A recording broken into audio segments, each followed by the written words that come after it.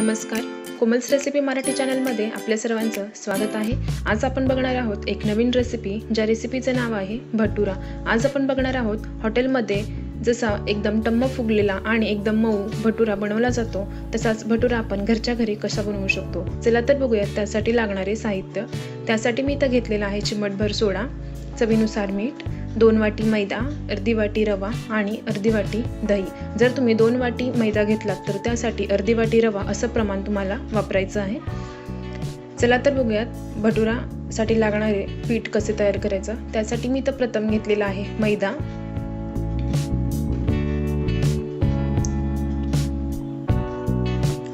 बारीक रवा,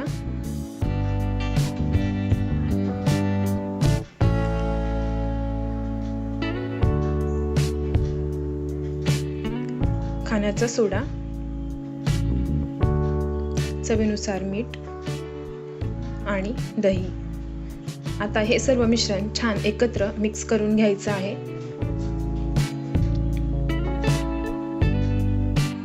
अजूनपर्यंत तुम्ही माझा चॅनल सबस्क्राइब केला नसेल तर सबस्क्राइब करा आणि त्यानंतर येणाऱ्या बेल आयकॉनवरती क्लिक करा, म्हणजे माझ्या नवीन व्हिडिओचे नोटिफिकेशन तुम्हाला मिळेल।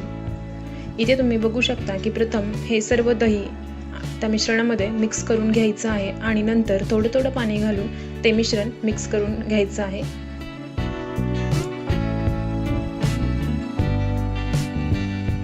आणि हे मिश्रण किंवा हे पीठ मळताना एकदम जास्त पाणी घालायचं नाहीये, थोडं थोडं पाणी वापरून हे पीठ मळून घ्यायचं आहे। आणि स्टार्टिंगला हे पीठ मळताना आपल्याला थोडंसं पातळ ठेवायचं आहे आणि हे पीठ आपल्याला 10-15 मिनिटं भिजत ठेवायचं आहे, जेणेकरून त्यामध्ये असलेला रवा फुगतो आणि ते मिश्रण आपल्याला हवं त्या प्रमाणात घट्ट होते। तुम्ही ते बघू शकता की इथे 15 मिनिटांनंतर हे पीठ आपले मळून तयार आहे आणि आता मी याला छान परत एकदा मळून घेत आहे। इथे तुम्ही याची कन्सिस्टन्सी बघू शकता की आपल्याला हा पिठाचा गोळा कसा हवा आहे। आता मी याचे छोटे छोटे गोळे करणार आहे। तुम्हाला हव्या त्या साईजचे तुम्ही इथे गोळे करू शकता।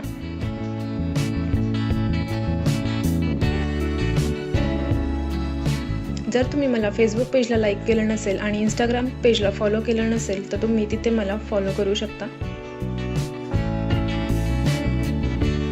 इथे माझे सर्व गोळे बनवून तयार आहेत आणि आता मी यातला एक एक गोळा घेऊन लाटणार आहे। हा भटुरा लाटण्यासाठी तुम्ही तेलाचाही वापर करू शकता किंवा पीठही वापरू शकता। आणि आता हा भटुरा लाटताना एकदम पातळ असा लाटून घ्यायचा आहे आणि साइड बाय साइड आपल्याला तेलही गरम करायला ठेवायचं आहे।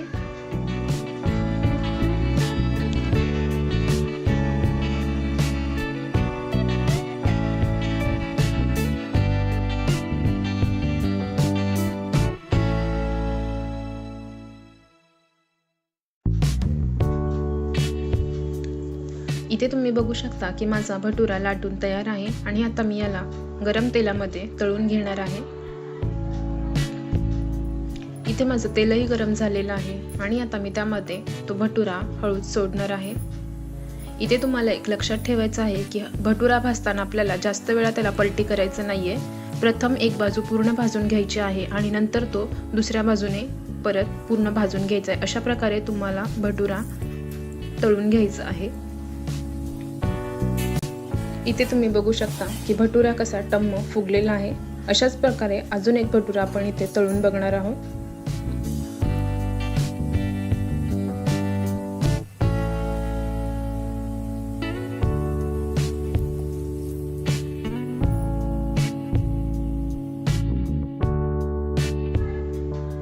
अशाच प्रकारे दुसराही भटुरा मी इथं तेलामध्ये सोडलेला आहे आणि भटुरा तळताना आपल्याला इथे एक लक्ष ठेवायचं आहे की थोडा थोडा आपल्याला तो तेलामध्ये प्रेस करायचा आहे, जेणेकरून तो छान फुगतो। तुम्ही ते बघू शकता की तो टम्म असा फुगलेला आहे। जर तुम्हाला माझी रेसिपी आवडली असेल तर नक्की लाईक करा आणि व्हिडिओ खाली असलेल्या कमेंट बॉक्समध्ये कमेंट करून कळवा की तुम्हाला माझी रेसिपी कशी वाटली। तुम्ही माझा व्हिडिओ शेवटपर्यंत पाहिलात त्यासाठी धन्यवाद। पुन्हा भेटूया असाच एका छानसा रेसिपी सोबत। थँक्यू।